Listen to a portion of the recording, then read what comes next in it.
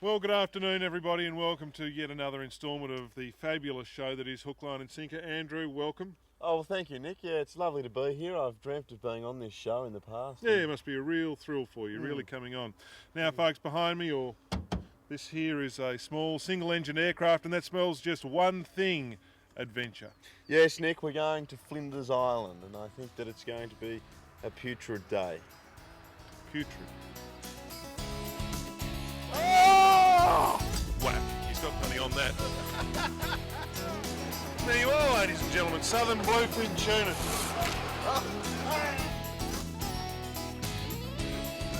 Sweet. And that is the biggest salmon I've ever caught. Hold on.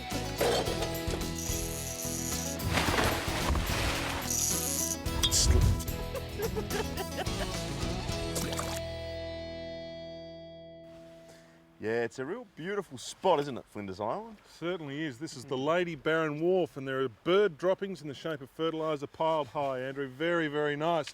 But in fact, we're not talking about bird droppings today. We're going fishing, and we've got the Lord on our side. The Lord of Lady Barron, James Luddington, is our good friend. We've been here before.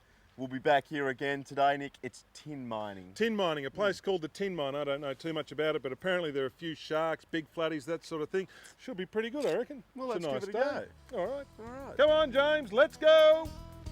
Go, up.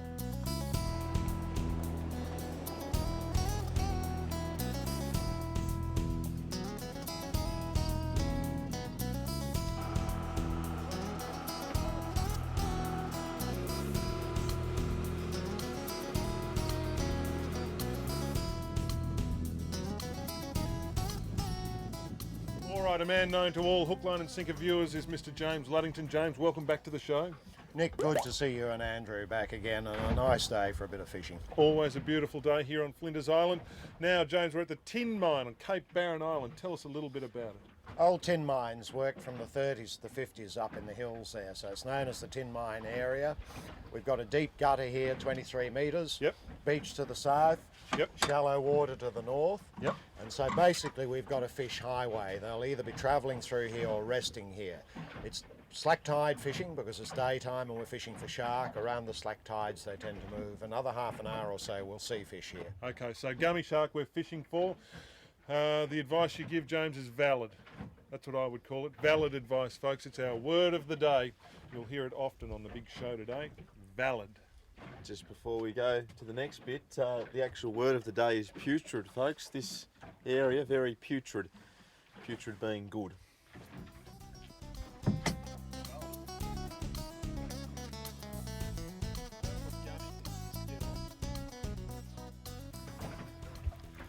We're just sitting here, anchored up.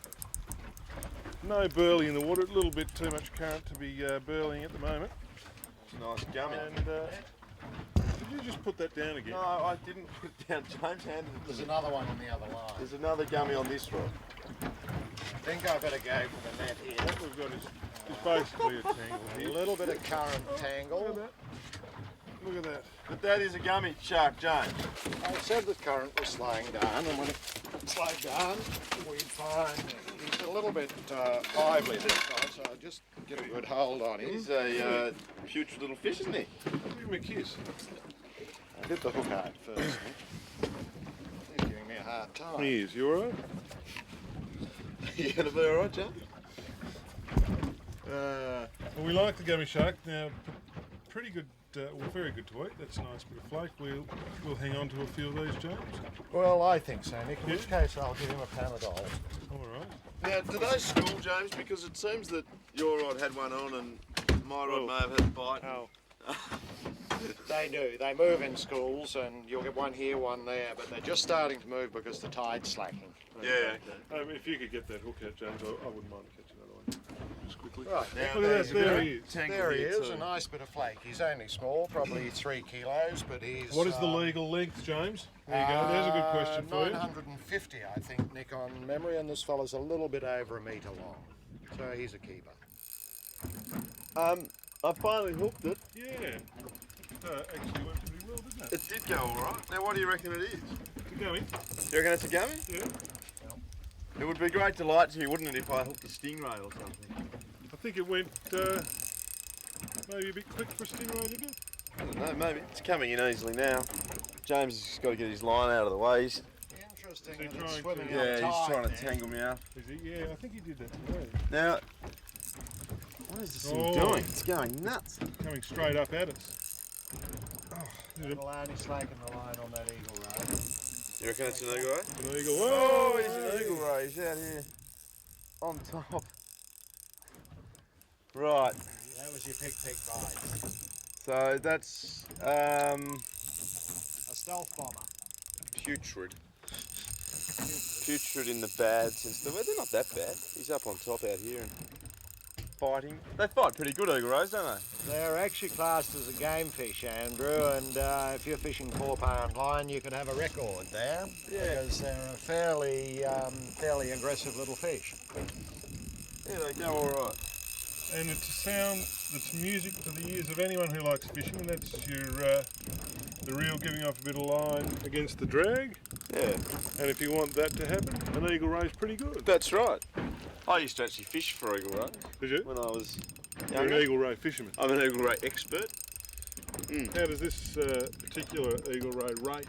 Well, I caught most of my eagle rays in estuary surroundings, and Yes. this is kind of more, well, oceany. Yeah, well, it's certainly that, isn't It's it? kind of an ocean eagle ray. Franklin Sound. So this is the oceanic eagle This ray. is your oceanic pelagic species eagle ray, It's a stingray, isn't it? which it's not a stingray, it's an eagle ray. They follow the schools of striped marlin down the coast. Okay. Yeah, and you can also get them trolling strip baits. Yeah.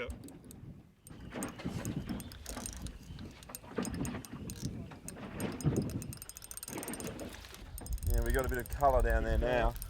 He's going to probably swim around the back of the boat. There he is. Look at him, the eagle. They're, It's a smooth ray. it's a smoothie. Collins, it's a grey skate, isn't it?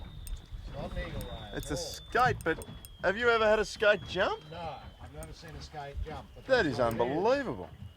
That's a stingray. It's a stingray, yeah. Whatever it is, folks, we're going to cut it off and let it go. There he is. You can see the big stinger in its ray. Big barb. It's a big smooth ray, I think. Smooth ray. Yeah, when I was a stingray expert, Yes. I caught a lot of smooth rays in my time. Smooth rays. I think that's what they call them in Georgetown.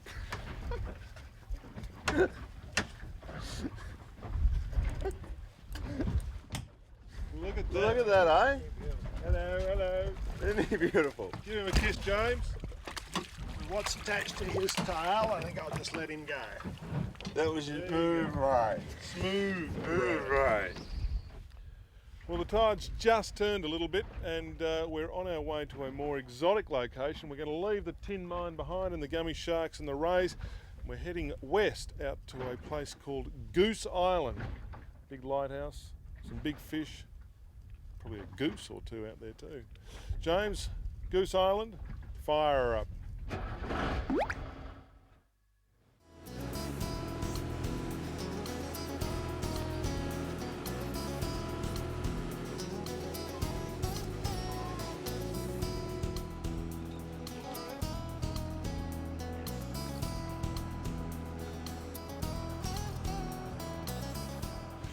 All right, James, well, we've given the tin mine the flick, and we have steamed over here to Goose Island.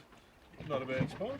Beautiful island, Goose, with all the big boulders and rocks and the lighthouse, but we're here to fish. Yes, now let's talk about our fish. We've fishing for mackerel. We've got mackerel in here, we've got cooter in here, we've got pike in here, and we've got the potential, because they've been a bit tough this season, of a kingfish. Okay. A lot of tide round here, and the fish collect in this pool off the top end. Okay, so basically what we have got is a little quite sheltered pool. Now, our secret weapon. Secret weapon, burley. Yep. This is just chook pellets. Yep. With a little bit of the local tuna oil, which is mutton bird oil. Beautiful. Byproduct of the mutton bird industry. You'd eat that, wouldn't you? Very nearly. It's the chook pellets I don't like. Yeah, okay. Good, all right. And we chuck that in. Obviously, we've got a little bit of a slick happening out the back of the boat. Now, in terms of a rig, all we're using is a hook, No weight, and a little bit, that's a little bit of garfish but fillet, and we toss that over the side. We're fishing floating baits, and you can use garfish or pilchard or whatever bait you've got, but the reason for it is if you fish on the bottom on this hard bottom here, all you'll get is wrasse after wrasse after wrasse. Yep, the old parody, we don't want those. All right, well, it should be starting to warm up here a little bit. The burley's been going for a while. We'll chuck this over the side, see what happens, skipper. Go for it.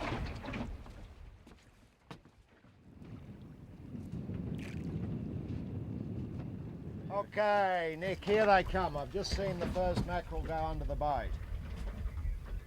Well, look at the sounder there. Yeah, there's a few fish under there. They're fairly deep.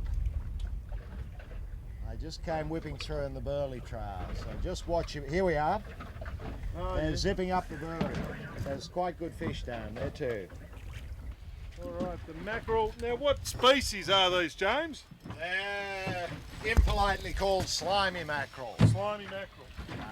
Scombar is another name. Yep. And they're quite a good old fighting fish on lake here. Oh, yeah, and this nice stroke in that. Good work, mate. And we're using, as always, the pen gear on the show. Oh, They're strong fish, aren't they? aren't they? They're like a little tuna. Andrew, you brought a 5-weight fly rod, did you? Yep. Well, I think that might be just the thing. All right. Now, James, you are definitely trying to hook me up again, aren't you? I'm trying to get out of your way, Nick. Believe me, trust me. Listen to that, that's fantastic. And they even circle a little bit like tuna. They do. They're fat Look fish. at that. Look at that, you can probably get a shot of him here, and that really does look like a little tuna, doesn't it? Yes, all sort of energy levels. That's a, here we go. Come here, sweetheart, I'll just swing you up. Well done. Look at that. Not a big one, about half grown. Half grown. I'll I tell might have you a what, big one on. that is a very, very good little sport fish, and you can see beautiful markings on him, almost a bit like a tuna, real pelagic speedster, and but pretty fat too. I would call it a putrid pocket rocket. A putrid pocket rocket. Valid. Good work. Now, here's mine down here in the water. Oh, they're a beautiful little fish, aren't I can catch another one of those. they? Now, there we go. As James said, we were here for probably 15, 20 minutes just throwing in the burley. And they turn up and they are a wonderful fighting little fish. We'll try and get one on a fly in a minute. But, gee, they really go. And quite good bait too. See, James was saying that they're not bad eating, but wow. You should see what James eats. I'm very fussy about my fish, and I had to be talked into it. They must be eaten dead fresh. I'd call it putrid. Now you'll have every chance of tangling with one of these plucky little fighters all around Tassie in the warmer months of the year. Sheltered inshore waters are best. Plenty of burley and unweighted baits are the key to success. Flinders Island and the Furno Group are a fishing paradise. James Luddington is the man to show it to you. Call Island Adventures on 6359 4507. And when you take off on your Flinders Island adventure, we highly recommend you stay at the Furno Tavern at Lady Barron. Sumptuous cabin accommodation overlooking the spectacular Franklin Sound. Give them a call on 6359 3521. All right, everybody, welcome back to the show. At this point, Andrew, we've decided to glitz things up a bit. It's all very glamorous. Now we're taking you to one of the most beautiful locations that Tasmania has to offer. Yeah, I love that about this show. We get to experience, you know, things like Cape Grim, the cleanest area in the world, Flinders Island, the pristine scenery, Tamar River, Tailrace here at Trevelyan, beautiful muddy shorelines. You heard us right, folks. We're in fact at the Tailrace on the Tamar River, the very upper reaches of the Tamar River. Now, it's probably not the most glorious fishing environment by looking at it, you might think, But we have it on reasonably good authority, Andrew, that there are some not bad fish here. Yes, the guru. I don't know if you've ever seen the guru before. We'll introduce him in a minute. Tells us there's some sea runners and some big sea runners at that. So we're going to try and catch one. Yes, if you've seen the guru, we've never actually caught the species we've targeted, but you never know. This might be something altogether different. But it's beautiful, isn't it? Oh, it's beautiful. My money's on eels. Oh, big Eels.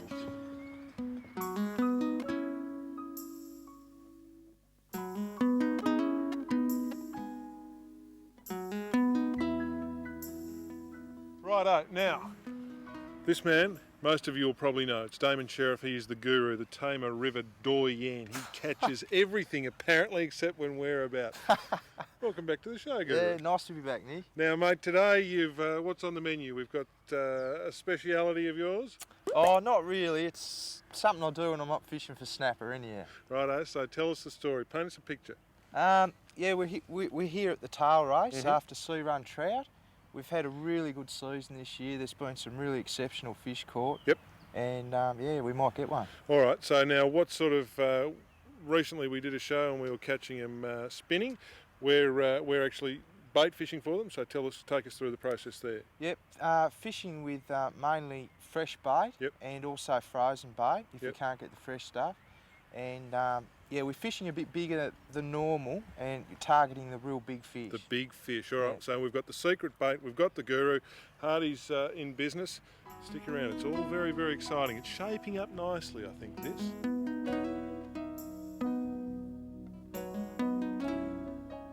This is your basic sea runner rig. Consists of a Gamakatsu shiner hook.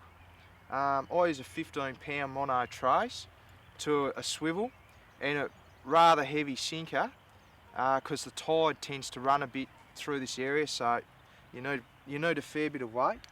Now that's what I use in here. Probably 80% of the time is just a frozen scallop.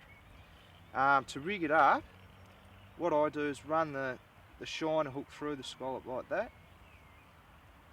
Basically just like threading on a worm or a grub. Now scallops are really soft, so you've got to use this stuff. This is called bait mate or hosiery elastic, and you've got to bind the scallop onto the hook. Otherwise, when you cast, it'll just come straight off. So just bind him up like that.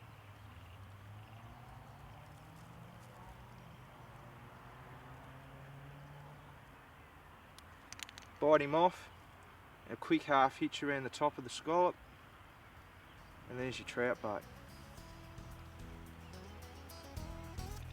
Nice bait, guru. Coming up after the break, have a look Sean, at the this. mystery angler, saves the hook, line and sinker Net, bait. and there you go. Yeah, well done, mate. Oh, have a look at this. All right, well, we haven't caught one, but here's an angler we prepared earlier. What's your name, mate? Sean. We've just had a look at Sean's fish. Now, we haven't caught one. The guru hasn't done that for us yet. You're going to have to take him down to his ramp. But we'll just, we'll go with Sean. Nah, going to have to take him to the ramp. Sean's going to take him down to the ramp. Now, you've caught the fish, Sean, so what's the key to it all, mate? What's your secret? I don't know, you just got to be in there and be patient, I suppose. What about baits? The guru's telling us about secret baits. Yeah. What do you use for bait? I'll put a grub on here with a grub? worm as well. Yep. Yeah, so I'll give the cocktail. Now, the old tail race, you fish here a bit? Yeah, fair bit. And what's your best fish out of here? Only 4 pounds so far. This bloke looks a bit better than that, doesn't he? Oh, close too. Don't know, you'd be close to it, I reckon. All right, well, we'll let you get down to the tin tacks of it, the business end. The tail race. What a beautiful place. It's a big fish. All right, well, this is the part where the hook, line and sinker emergency response team come into action. Sean's in a bit of strife here. We've got a bit of a tangle, I think. Oh, this is very delicate, very delicate. Going on. This fish is going pretty well.